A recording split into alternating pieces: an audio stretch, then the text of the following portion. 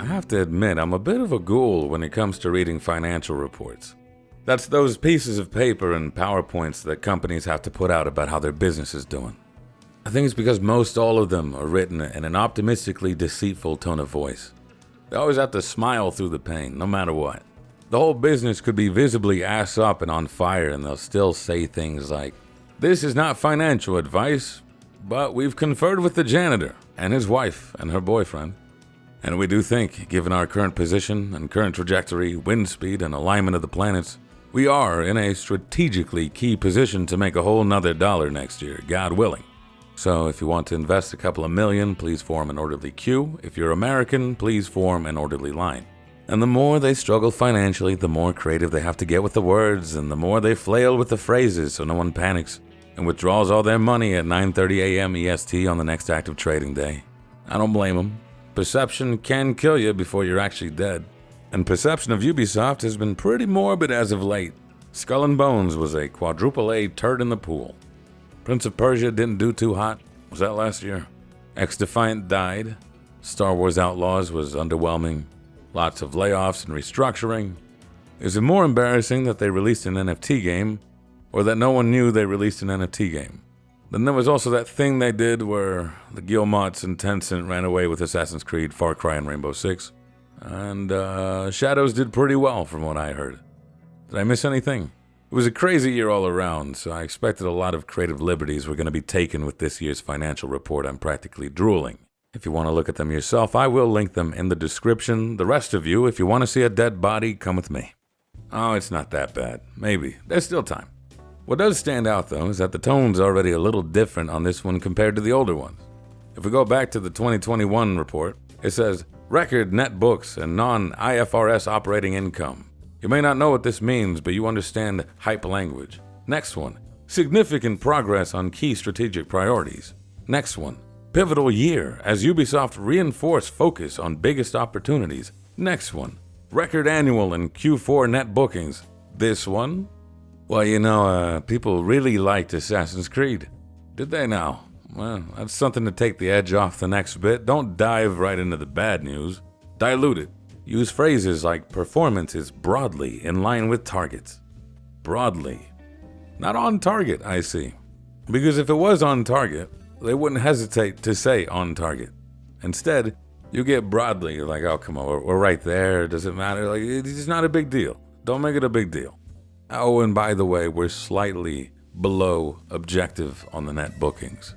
Net bookings are signed agreements for payment. How slightly below objective? It's about, 470 million euros or so, give or take. They're about 20%, if you round down. Now there has to be good news, key change, alternate. You'll be happy to know there was strong activity metrics across console and PC. Assassin's Creed and Rainbow Six both had around 30 million unique active players each throughout the year. Now, unique active players is a KPI of choice for a lot of game companies. KPI means key performance indicator. It's kind of like the number that you give when you don't want to tell somebody how much money you made or lost. And that's a little cynical even for me. It's more because it's difficult to pin success on a single factor, so you use multiple different factors. Example here would be like, say, a YouTube channel. Is one more successful than the other simply because it has more subscribers? The correct answer is there's not enough context there. And I kind of take the same issue with unique active players. How active is active? Is it 1 hour of playtime, 5 minutes? I downloaded Black Flag a few months ago, then uninstalled when I remembered I had to download Uplay. Does that count? I don't know. I get the logic. The logic is that the more unique active players you have, the higher the chance that one of them will spend more money on microtransactions. Or it correlates with demand for another game. Or it could mean nothing. I've seen games that are touting millions of unique active players die. You might as well just say the average height of the player base has gone up 4 inches, and that is a sign of good fortune to come. It's when you have manlets playing the game when you should really be worried. That's a recession indicator right there. Moving on to the solid balance sheet they're reporting, which kind of confuses me in how it's worded. From my understanding, net debt is basically how much money you would have or owe if you had to immediately pay off all your debt right now. If I'm reading this correctly, and again I'm not sure if I am, then this means they have about €1 billion on hand that they could use to pay off their debts. but they would still be in the hole about 885 million euros, which is a lot. But consider this, it's better than last year's 985 million euro hole. But that's still worse than the past 5 years. And then after that, it's a lot of padding and peddling of hopes and dreams because you have to have a plan. You're not allowed to not have a plan in business. You can have bad plans for 10 years straight. You can have just the concept of a plan. You're not allowed to say, there is no plan. And their plan now is to shift towards evergreen content. Evergreen generally means content that is relevant at any point in time, as opposed to topical or short-term content. I think that's a little weird, because the thing about trying to make evergreen content is you kind of can't decide if it's evergreen. That's up to the people. Like Skyrim still has an enviable monthly player count, but that game wasn't designed to be evergreen. And Ubisoft already experimented with evergreen formulas with games like Skull and Bones and X-Defiant, and those never gained any real relevance. And let's not forget, Ubisoft's bread and butter business model for the longest time has been subsequent franchise installations, but the same could be said for Rockstar, so there's a possibility somewhere. Anyhow, to accelerate this goal of making evergreen content, they split off the main IPs of Assassin's Creed, Far Cry, and Rainbow Six into its own subsidiary away from everything else, and teamed up with Tencent, who is investing 1.16 billion euros for a 25% stake in that subsidiary. Hard to say if that's a good or a bad thing, but their reputation seems to be a little different nowadays when it comes to the quality of games.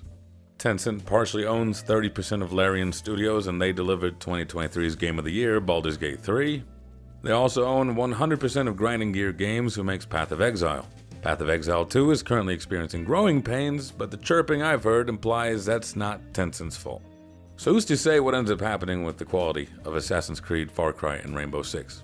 There's emphasis that Ubisoft holds full control over the IP, and the deal was necessary to help relieve them of the debt that was supposedly holding them back from releasing better games.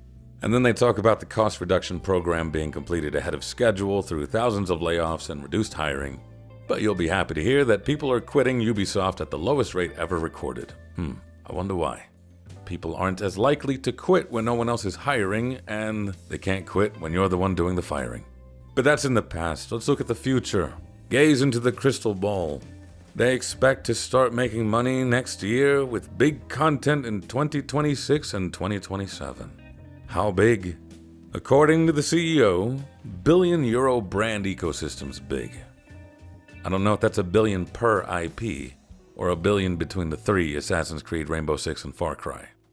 A billion between the three, sure, I could see that. Per, I don't know about that.